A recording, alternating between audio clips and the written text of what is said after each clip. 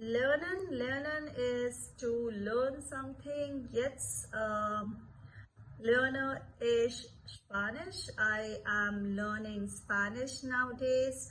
We have lieben, ich liebe dich, the most common one to learn. Yes, I love you. It is ich liebe dich. Machen is to make or to do something. Ich mache meine Hausaufgaben. So I am doing my homework now. Mögen is to like something a lot. Ich mag Bananen. You can also say I like something very much. That is also called as mögen. Again, it is more like a modal verb form. So ich and is form are similar over here. Müssen is again to a must, and yes, it's a modal verb. Ich muss jeden Tag kochen. I must have to cook every day. Nehmen is to take something. Vielleicht I am in a restaurant und dort sage ich nehme einen Kaffee. So I'm going to take a coffee. Sagen is to say. To say something is called as sagen. Ich sage meine Meinung nicht. I'm not going to talk about or say about my opinion over here. We have schreiben. Schreiben is to write, and yeah, wir haben heute eine Schreiberprüfung. We are going to have an exam for writing today. The next verb over here is sehen. Sehen is to see something, and probably I can ask you, hast du den Film gesehen? Did you saw that movie? The next one which we are going to do is sein. Sein is to be, and ja, ich bin Lehrerin von Beruf. Please learn the conjugation for sein and haben verb. They are pretty important for framing your basic sentences too. Spielen is to play. To play something. Heute habe ich Badminton gespielt. Today I have played badminton. Sprechen is to speak.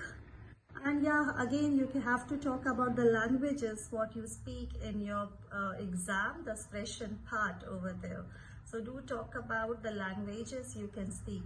So ich spreche vielleicht Hindi, English und Deutsch. We have two important verbs. The verbs are stehen and stellen. Stehen is basically, it is already standing over here. Vielleicht die Flasche steht auf dem Tisch. The dative verb, and stellen, I am going to move that Flasche and I'm going to keep it somewhere. It becomes an accusative form. Ich stelle die Flasche auf den Tisch. I am going to place it on the table.